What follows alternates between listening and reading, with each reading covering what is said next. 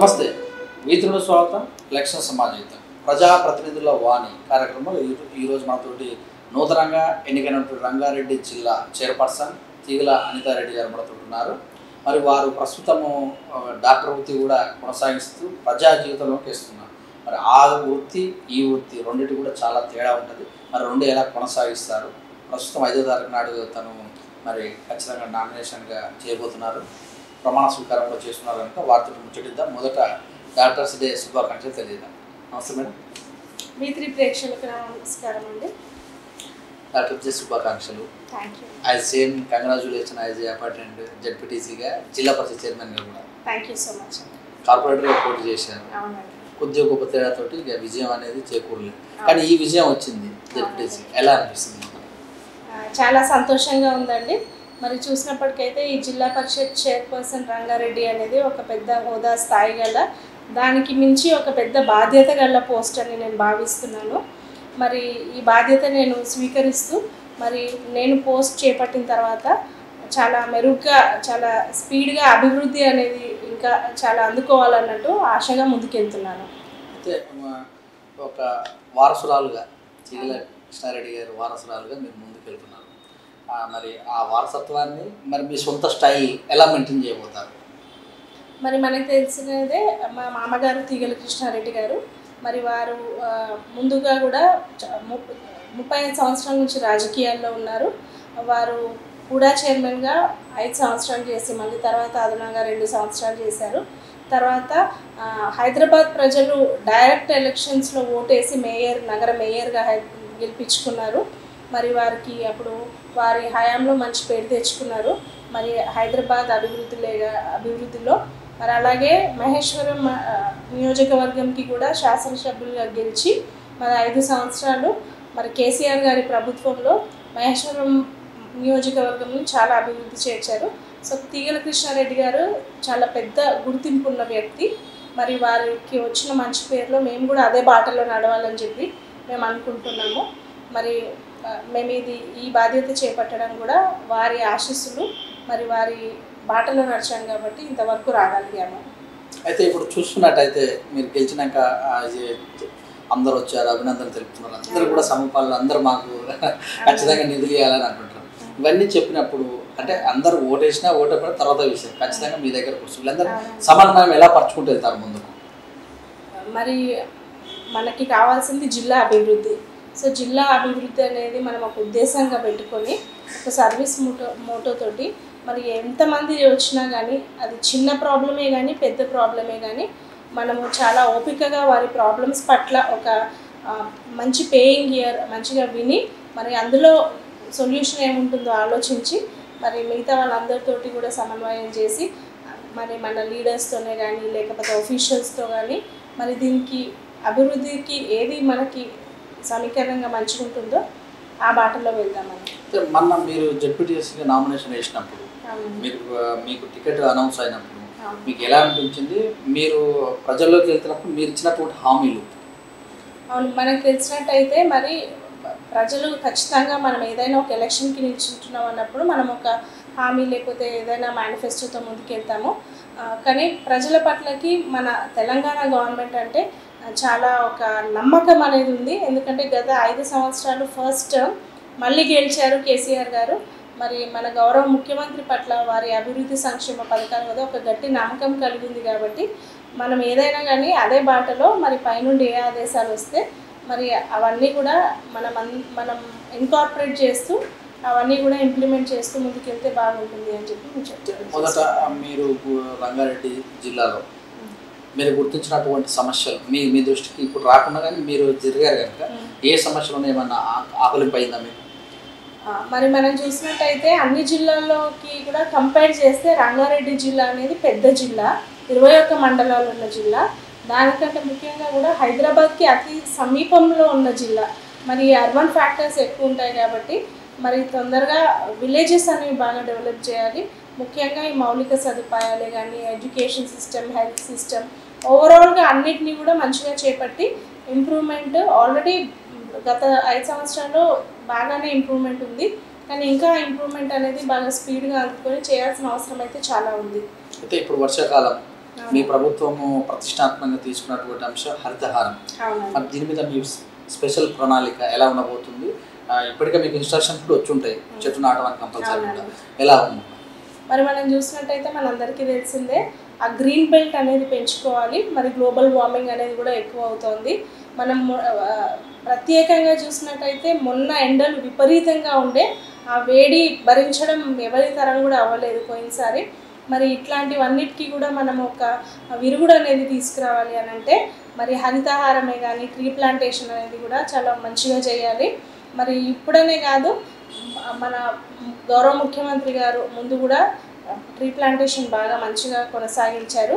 మరి ఆ ఇంట్రెస్ట్ అనేది తగ్గకుండా కూడా మనము పై స్థాయి నుండి కింది స్థాయి వరకు మరి గవర్నమెంటే కానీ ఆఫీషియల్సే కానీ లేదా మన ప్రజానికం కూడా ముందుకు రావాలి. ఎందుకంటే ఏదైనా ఒకటి చేపడితే అది కేవలం గవర్నమెంట్తో పాటు కాదు, ప్రజల్లోంచి కూడా ఒక చైతన్యం మార్పు అనేది రావాలి.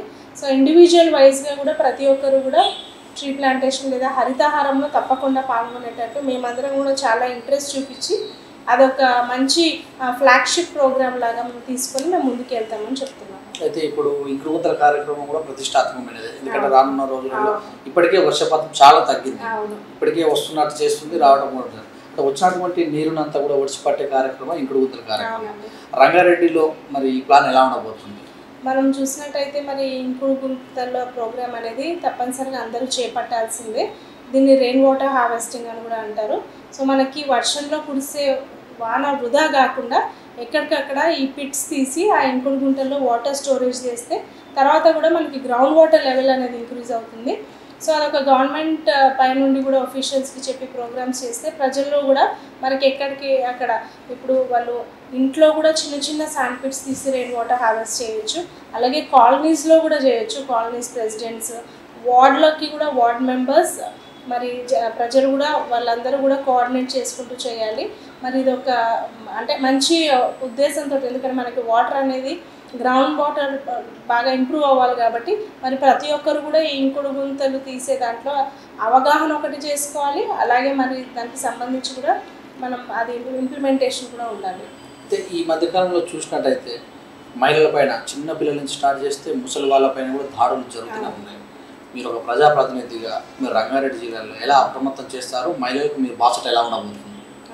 ఇది ఈ మహిళల యొక్క సంక్షేమ సెక్యూరిటీ ఇది ఒక పెద్ద అంశంగా తీసుకోవాలి.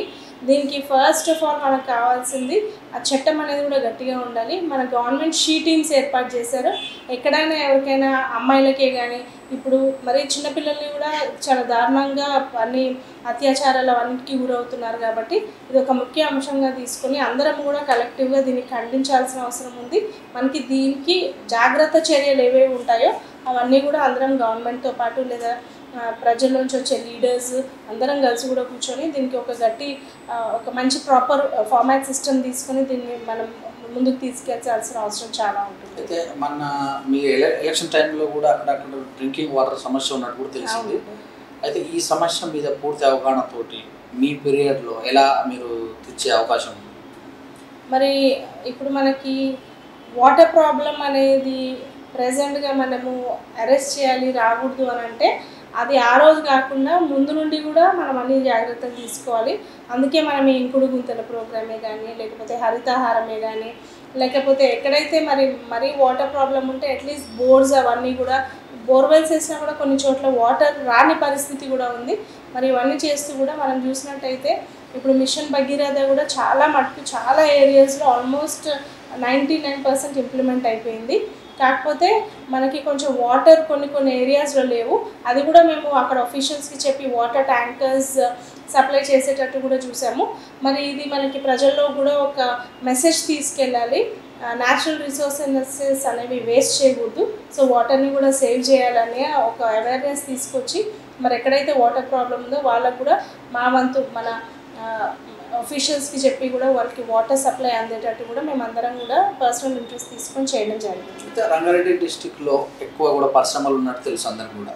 పరిశ్రమల నుంచి వచ్చే విడుదల అయితేనేమి, కార్మికుల యొక్క ఆరోగ్యం అయితేనేమి, వీటి దృష్టిలో మీరు డాక్టర్ అండ్ ప్రజాప్రతినిధిగా ఎలా ముందుకెళ్ళే అవకాశం?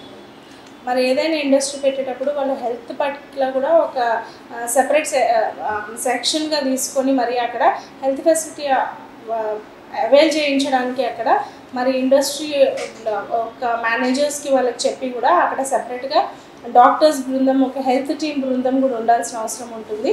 అది ప్రోటోకాల్ని వాళ్ళకి ఇంప్లిమెంట్ చేస్తే బాగుంటుందని అనుకుంటాను. అయితే ఇప్పుడు పర్సనల్గా మీరు మామూలుగా ప్రజలకు టైం ఇంతకుముందుకు ఇచ్చిన టైం వేరు, ఇప్పుడు ఇవ్వాల్సిన టైం వేరు, ఎలా ప్రిపేర్ అవుతారు? మార్నింగ్ కానీ ఈవినింగ్ కానీ లేకపోతే ఇంత టైం ఏమైనా ఇస్తారా? ఎప్పుడు కూడా ప్రజలలో ఉండే అవకాశం ఉందా? మాకు టైమింగ్ అనేది పెట్టుకోవడము అంత పాసిబుల్ కాదు. కాకపోతే గ్రీవెన్సెస్కి మటుకు డెఫినెట్గా టైం ఇవ్వాలి. అది మార్నింగ్ టైంలో ఇస్తే బాగుంటుంది. కాబట్టి మనము ఉదయం మేబీ 7 to 9 గ్రీవెన్సెస్కి ఎవరికైనా వచ్చి పర్సనల్గా కలవాలనుకుంటే ఆ టైం ఇచ్చి, తర్వాత మేము మా ప్రోగ్రామ్స్తో బిజీగా ఉంటాం కాబట్టి డ్యూటీ పట్ల మేము వెళ్ళిపోయి, మరి మేము ఏ ఏరియాకి వెళ్ళినా కానీ మేము ఖచ్చితంగా జనాల్ని కలవాలి.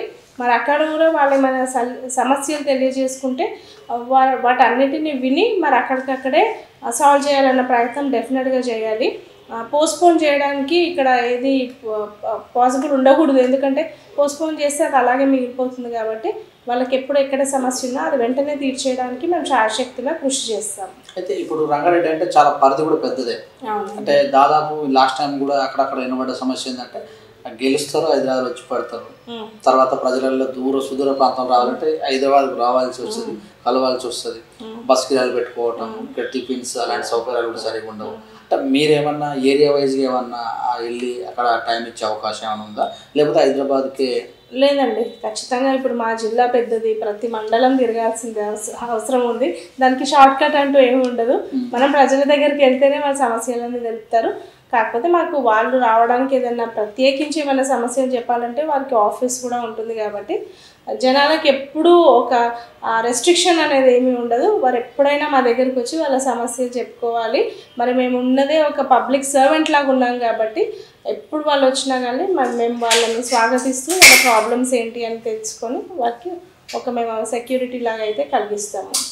అక్షరాస్యతలో రంగారెడ్డి కొంచెం వెనుకబడ్డట్టు అనిపిస్తుంది. దీన్ని మీరు ఎలా ఛాలెంజింగ్ తీసుకొని మరి స్కూల్ డ్రాప్ అవుట్ లేకుండా తీసుకునే అవకాశం ఉంది? ఖచ్చితంగా మరి ఇది మనము లిటరసీ రేటు లేదా స్కూల్ డిఫాల్టర్స్ ఇదంతా కూడా మనము కరెక్ట్గా సెట్ చేసుకోవాల్సిన అవసరం చాలా ఉంది. దీనికి రెగ్యులర్ ఇన్స్పెక్షన్స్ మరి చాలామంది ఉంటారు, విలేజ్ వైజే కానీ మండల్ వైజే కానీ వాళ్ళు ఇంటింటా తిరిగి మరి స్కూల్లో అడ్మిషన్స్ పెంచాలి. మరి వారు ఎగ్జామ్స్కి అపియర్ అయ్యేటట్టు చూసి ఎగ్జామ్స్లో కూడా పాస్ అయ్యి మరి పాస్ పర్సంటేజ్ పెంచుకుంటూ ఆ లిటరసీ రేట్ అనేది పెంచాల్సిన అవసరం చాలా ఉంది. దీనికి మేమందరం ఖచ్చితంగా దీనికి కాన్సన్ట్రేట్ చేసి కట్టుబడి ఉండి మరి లిటరసీ రేట్ అనేది ఖచ్చితంగా పెంచాలనుకుంటున్నాము. అయితే మీ ప్రభుత్వం చాలా పథకాలు తీసుకొచ్చింది. ఆ పథకాలను మీరు ఎలా ఇంప్లిమెంటేషన్ చేస్తారు? మీ దగ్గర స్పెషల్ ఏమన్నా ప్లాన్స్? ఇప్పుడు చూసినట్టయితే గత 5 సంవత్సరాల నుంచి కూడా చాలా అభివృద్ధి పథకాలు, సంక్షేమ పథకాలు ఉన్నాయి. ఇందులో చూసినట్టయితే మనం గౌరవ ముఖ్యమంత్రి కేసీఆర్ గారు మహిళలకి పక్షపాతంగా ఉన్నారు. మరి మహిళలకు చాలా పథకాలు ఉన్నాయి. మనం చూసినట్టయితే ఎంతోమంది కూడా ఈ లబ్ధిదారులు ఉన్నారు. మరి రోజు రోజు కూడా స్థానిక నియోజకవర్గం ఎమ్మెల్యేలే కానీ ఎంపీలే కానీ ఆఫీషియల్సే కానీ అందరూ కూడా ఈ పథకాలు ఉదాహరణకి కళ్యాణ లక్ష్మి ఉందనుకోండి. కళ్యాణ లక్ష్మి ఎంత గొప్ప వరం. ఇప్పుడు పేదింటి వాళ్ళకి ఇంట్లో పెళ్ళి ఉందంటే కూడా ఏ అన్న కానీ తమ్ముడు కానీ ముందుకు రారు డబ్బులు ఇవ్వడానికి. కానీ అలాంటిది మన కేసీఆర్ గారు ముందుకు వచ్చి మరి వారికి ఇంత పెద్ద డబ్బు ఇస్తున్నారంటే వారు చాలా ధన్యులై ఉండాలి. సో ఎక్కడ కూడా ఏమీ మాల్ ప్రాక్టీస్ లేకుండా కూడా చెక్స్ డైరెక్ట్గా వెళ్తున్నాయి, కళ్యాణ లక్ష్మి చెక్స్. అలాగే రైతు బంధే కానీ రైతు బీమా పథకమే కానీ పెన్షన్స్ కూడా మరి గత 5 yearsకి ఇప్పటికీ చూసినట్టయితే కూడా పెరిగాయి. మరి ఒంటరి మహిళ పెన్షన్ కూడా ఇది ఒక గొప్పది, ఎక్కడ కూడా మన ఇండియాలో ఎక్కడా కూడా లేదు. సో అది కూడా అండ్ ప్లస్ కొన్ని హెల్త్ ప్రాబ్లమ్స్ లైక్ బోధకాలు ఉన్న హ్యాండిక్యాప్స్ అవన్నీ కూడా పెన్షన్స్ చాలా బాగా ఉన్నాయి. మరి వేరే రాష్ట్రాలు కూడా వచ్చి మనం ఇది ఒక రోల్ మోడల్ స్టేట్ లాగా తీసుకొని వాళ్ళ రాష్ట్రాల్లో కూడా వారు కూడా అక్కడ అమలు పరిచేటట్టు చూసుకుంటున్నారు. సో ఈ పథకాలన్నీ కూడా ప్రజల పట్ల మంచిగా ఉన్నాయి. కాబట్టి ఇదంతా కూడా మేము అవగాహన అనేది అందరికీ ఉంది. కాకపోతే కరెక్ట్గా చేరేటట్టు ఎన్రోల్మెంట్స్ అనేవి కరెక్ట్గా అయ్యేటట్టు లబ్ధిదారులకి మంచిగా జస్టిస్ అయ్యేటట్టు మేము చూసుకోవాల్సిన అవసరం మాకుంది. డాక్టర్ వృత్తి పరంగా మీరు కొనసాగుతున్నారు. మరి ప్రజా జీవితంలోకి వెళ్ళాలనే అవసరం ఎలా అనిపించింది మీకు? అటువైపు ఎలా మారింది మీ యొక్క ప్లాన్? నేను గైనకాలజిస్ట్ని. నేను గత 20 ఇయర్స్గా ప్రాక్టీస్ చేస్తున్నాను. నాకు ఒక సొంత ప్రైవేట్ హాస్పిటల్గా కూడా ఉంది. కాకపోతే నేను ప్రైవేట్ ప్రాక్టీస్ చేసినా కానీ నేను వారానికి ఒక ఫ్రీ మెడికల్ హెల్త్ క్యాంప్ పెట్టేదాన్ని. అది సిటీలో కాకుండా నేను మారుమూల గ్రామాల్లో ఎక్కడైతే అవసరం అనేది ఉందో అక్కడ నేను ముఖ్యంగా క్యాన్సర్ స్క్రీనింగ్ క్యాంప్స్ పెట్టేదాన్ని అనమాట. మరియు హెల్త్ అండ్ హైజీన్ పైన అవగాహన సదస్సులు, గవర్నమెంట్ స్కూల్స్ దగ్గరికి వెళ్ళి మెన్స్ట్రువల్ హైజీన్ గురించి ఇవన్నీ నేను అవేర్నెస్ క్రియేట్ చేయడంలో నాకు ఒక ప్రత్యేక ఇంట్రెస్ట్ అనేది ఉంది కాబట్టి నేను సోషల్ సర్వీస్లో కూడా అలా ముందుకు వెళ్ళిపోయాను. సో ఇప్పుడైనా నేను ప్రైవేట్ ప్రాక్టీస్ అనేది మానేయాల్సి ఉంటుంది. ఎందుకంటే ఇప్పుడు నేను చేపట్టిన బాధ్యత అనేది చాలా పెద్దది కాబట్టి టైం సరిపోదు. బట్ నేను సోషల్ సర్వీస్ అనేది రూరల్ ఏరియాస్లో తప్పకుండా చేస్తాను. నేను ఇప్పటికైనా ఫ్రీ మెడికల్ హెల్త్ క్యాంప్స్ పెడతాను. క్యాన్సర్ స్క్రీనింగ్ క్యాంప్స్ అనేవి నాకు ఎప్పుడు టైం కుదిరితే అప్పుడు నేను అవి కండక్ట్ చేసి, ఎందుకంటే రూరల్ ఏరియాలో మన మహిళలకు ఆరోగ్యం పైన అవగాహన చాలా అవసరం. వారికి డయాబెటీస్ డిటెక్షనే కానీ, hyper tension, thyroid problems, anaemia ఇవన్నీ కూడా ఒక మాస్ రెవల్యూషన్ తీసుకొచ్చి అవేర్నెస్ చేయాల్సిన అవసరం ఉంది. కాబట్టి ఇట్లాంటి సోషల్ ఓరియంటెడ్ ప్రోగ్రామ్స్ నేను డెఫినెట్గా చేస్తాను ఇంకా ముందు కూడా. అయితే ఇప్పుడు మీరు డాక్టర్గా ఒక హాస్పిటల్లో డైలీ ఒక మ్యాక్సిమం 100 మందిని కలుస్తారు. ఇప్పుడు వచ్చేసి ఇంకా సంఖ్య పెరిగింది. ఈ ప్రాబ్లం వేరు, ఈ ప్రాబ్లం వేరు. ఈ రెండు ప్రాబ్లమ్స్లో మీరు అంటే జనరల్గా ఖచ్చితంగా కూడా సాల్వేషన్లో ఏ పద్ధతి పాటిస్తారు? ఇప్పుడు ఒక డాక్టర్గా చూసినట్టయితే ఒక మనిషి శరీరంలో ఉన్న రోగానికి మేము విరుగుడు అనేది చూసి ఆ రోగాన్ని నయం చేసే ఉద్దేశం, బాధ్యత మాది. కాబట్టి ఆ సేమ్ ప్రిన్సిపల్ సమాజంలో ఉన్న రోగానికి కూడా మరి ప్రాబ్లం ఏంటి, అది ఎలా డిటెక్ట్ చేయాలి, దానికి సొల్యూషన్ లేదా ట్రీట్మెంట్ ఎలా వెళ్ళాలన్న సేమ్ లైన్స్లో కూడా మేము వెళ్తాము. సో ఒక డాక్టర్గా ఉండి సమాజంలో ఉన్న ప్రాబ్లమ్స్ని డిటెక్ట్ చేయడము, దానికి పరిశీలన చేసి పరిష్కారం అనేది కనుక్కోవడం పెద్ద టాస్క్ ఏం కాదేమో అని అనుకుంటున్నాను. మీ ప్రభుత్వం ప్రశ్నితాత్మకంగా ఈ మధ్యకాలంలోనే మరి అందరికీ తీసుకుంటారు పార్టీ సభ్యత్వం. అవునండి. మరి మీరు ఇప్పటి వరకు వెళ్ళారా, పాల్గొన్నారా, పార్టిసిపేట్ చేశారా? మేము మొన్న మా గౌరవ ముఖ్యమంత్రి కేసీఆర్ గారు, మా గౌరవ వర్కింగ్ ప్రెసిడెంట్ కేటీఆర్ గారు కూడా మొన్న తెలంగాణ భవన్లో మాకు అందరికీ మీటింగ్ పెట్టి ఆ రోజు మొదలైంది సభ్యత్వం. ఆ రోజు తీసుకున్నాము. ఇప్పుడు ఈ వారం మాకు ఒక 2 వారాల గడువు ఇచ్చారు. సో మేము అదే పనిగా ఉన్నాము. మేము ఎక్కడికక్కడికి కూడా ప్రతినిధుల మీటింగ్స్ పెట్టి సభ్యత్వం అనేది పెంచాలని అనుకుంటున్నాము. మరి గవర్నమెంట్తో పాటు ఎక్కువ మంది ఉంటే కూడా బాగుంటుంది. ఎందుకంటే ఆ టీం అనేది స్ట్రాంగ్గా అవుతుంది కాబట్టి మనం ఏదైనా చేయడానికి సులువుగా ఉంటుంది. సో ఖచ్చితంగా సభ్యత్వ నమోదులో అందరూ పాల్గొనాలని మీ V3 ప్రేక్షకులకు కూడా నేను చెప్తున్నాను. మన టీఆర్ఎస్ గవర్నమెంట్ చాలా బలమైన గవర్నమెంట్. సో మనం గవర్నమెంట్తో పాటు ఉంటే ఏదైనా సాధించగలము. ప్రజలకు మెరుగు చేయాలని చెప్పి ఈ సభ్యత్వంలో తీసుకోవాలని చెప్పి మేము కూడా మిమ్మల్ని విన్నపం చేసుకుంటున్నాము. అయితే ఇప్పుడు ప్రతిపక్షాలతోటి ఆరోపణలు కంపల్సరీ ఎదుర్కోవాల్సిన పరిస్థితి ప్రజాప్రతినిధిగా, మరి ఇవన్నీ ఎదుర్కొంటేందుకు మీ యొక్క ఆత్మస్థైర్యం ఎలా ముందుకెళ్తారు? ఎక్కడన్నా ఇప్పటివరకు టచ్ అయిన సందర్భాలు చాలా తక్కువ. ఎందుకంటే ప్రజా జీవితంలోకి వచ్చేసరికల్లా మారిపోతుంది. ప్రతిపక్షాలు ముఖం చూడకుండా కూడా మాట్లాడే సందర్భాలు ఉంటాయి. ఇలాంటి సందర్భాల్లో మీకు ఎదురైతే మీరు ఎలా ఎదుర్కొనే అవకాశం ఉంది? పెద్ద ఇబ్బంది ఏం కాదండి. మనకి ఇచ్చిన బాధ్యత మనం సరిగ్గా నెరవేర్చుకుంటే ఇవన్నీ అంత పెద్ద లెక్కేం కాదు. అయినా వాళ్ళు ఏమైనా ఆరోపణలు చేస్తే మేము కూడా వారికి ఆన్సర్స్ చెప్పడానికి రెడీగా ఉన్నాము. ఆన్సర్స్ అనేది కేవలం ప్రజలకు సర్వీస్ ఇవ్వడంలోనే వారికి మేము తెలిసేటట్టు చేస్తాము అని చెప్పి తెలియజేసుకుంటున్నాను. అయితే మీ ఒక జడ్పీ చైర్మన్గా వివిధ పార్టీల వాళ్ళు, జడ్పీటీసీ వాళ్ళు, ఎంపీటీసీ వాళ్ళందరూ ఉంటారు. కొంతమంది ప్రోటోకాల్ కూడా చాలా ఇబ్బందులు ఏర్పడే అవకాశం, సందర్భాలు కూడా ఉన్నాయి. ఈ విషయంలో మీరు ఎలా ముందుకెళ్తారు, ఎలా సమన్వయపరచుకునే అవకాశం ఉంది? ప్రోటోకాల్ విషయంలో చూస్తేనైతే మేము అడ్జస్ట్ అయిపోతామండి. ఎక్కువ మటుకు కూడా మాకున్న లీడర్స్ ఎంపీటీసీలే కానీ జెడ్పీటీసీలే కానీ టీఆర్ఎస్ పార్టీ నుండి ఉన్నారు కాబట్టి పెద్ద ఇబ్బంది జరుగుతుంది అనుకోవట్లేదు. కానీ అన్ని పార్టీలకు అతీతంగా కూడా మేము కూడా వాళ్ళని మాతో మంచిగా చేసుకొని ఒకటి ఇంటర్ రిలేషన్షిప్స్ అనేవి మంచిగా ఉండి మేము, ఎందుకంటే ఇది ఒక ప్రజలకు సర్వీస్ చేసే కాన్సెప్ట్ కాబట్టి ఇక్కడ ఉన్న ఈ ప్రోటోకాల్ డిస్టర్బెన్సెస్ తోటి ప్రజలు ఇబ్బంది పడకూడదు కాబట్టి మేము అవన్నీ మంచిగా సమన్వయం చేసుకొని ప్రజలకి మంచి సర్వీసెస్ అందేటట్టు చూస్తాము. గత పీరియడ్లో ఉన్నటువంటి జడ్పీటీసీ ఎంపీటీసీలకు కానీ నిధులు లేక ఒక స్టాంప్ లాగా ఉన్నారన్న కామెడీ నానుడి వినబడింది. అయితే మరి ఈసారి ఈ విషయంలో మరి మీరు ఎలా ముందుకు వెళ్తారు? సీఎం గారు కానీ ఎలా వినిపించుకునే అవకాశం? ఈసారి అలా లేదండి. గౌరవ ముఖ్యమంత్రి గారు మాకు ఆల్రెడీ మీటింగ్ పెట్టారు. మీటింగ్ పెట్టి జిల్లా పరిషత్కి ఫండ్ అనేది మంచిగా ఇస్తాము, శాంక్షన్ చేస్తామని కూడా చెప్పారు. ఎందుకంటే వారికి కూడా తెలుసు లోకల్గా రూరల్ ఏరియాస్కి కావాల్సిన డిమాండ్స్ చాలా ఉంటాయి కాబట్టి వారు కూడా మాకు అంతా డీటెయిల్గా చెప్పడం జరిగింది. అదంతా కూడా ఈసారి అంత ఇబ్బంది ఉండేటేమనిపించట్లేదు. వాళ్ళు శాంక్షన్ చేసిన ఫండ్స్ కూడా మేము సద్వినియోగం కరెక్ట్గా చేసుకుంటామనే నమ్మకం మాకు. చివరిగా మీ ఓటేసి మిమ్మల్ని విజయ తీరాలు తీసిన ప్రజలకు మా టీవీ తరఫున మీరేం?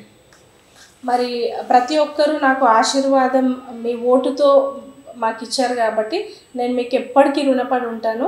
నేను రాజకీయాల్లోకి కూడా ఒక సర్వీస్ మోటోతో వచ్చాను కాబట్టి ప్రతిక్షణం నేను మీ సమస్యల వెంటే ఉంటూ మరి రంగారెడ్డి జిల్లాని చాలా గొప్పగా మెరుగ్గా వేరే జిల్లాల కంటే కూడా చాలా స్పీడ్గా అభివృద్ధి చేయాలన్న ఆకాంక్ష నాకు చాలా ఉంది కాబట్టి మీ అందరూ కూడా ప్రతి దాంట్లో కూడా నాకు సపోర్ట్ చేసి నాతో పాటు ఉంటారు అనుకుంటూ నేను మీ అందరికీ కూడా కృతజ్ఞతలు తెలియజేస్తూ అలాగే V3 వారికి కూడా నాకు అవకాశం ఇచ్చినందుకు కృతజ్ఞతలు తెలియజేస్తూ సెలవు తీసుకుంటాను. మీ విలువైన సమయాన్ని మా V3 తరఫున పంచుకొని మీ యొక్క అనుభవాలు కాబోయేటటువంటి ఆలోచనలు పంచుకున్నందుకు V3 న్యూస్ యజమాని ద్వారా ధన్యవాదాలు. ఇదండి మరి ఒక డాక్టర్గా రోగులకు న్యాయం చేసి ఎలాగైతే న్యాయం చేశానో ఇప్పుడు ప్రజాప్రతినిధిగా ఉన్నటువంటి సమస్యలన్నింటినీ న్యాయం చేస్తాను. ప్రభుత్వ పథకాలు అయితేనేమి మరి సభ్యత నమోదు కార్యక్రమాలతో అన్నింటినీ కూడా ప్రతిపక్షాల నుంచి ఆరోపణలు అయినా కూడా ధీటుగా ఎదుర్కొంటాను, కావాల్సిన సమాధానం ఇస్తాను. ఆ సైడ్యం నాకు ఉంది. మరి నేను ఒక వారసత్వం లాగా ముందుకు వచ్చాను కనుక ఆ పేరు నిలబెడతానని మనతోటి తీగల అనితా రెడ్డి గారు చెప్పారు. చూసినందుకు రాజుతో మీ సురేష్ గారు.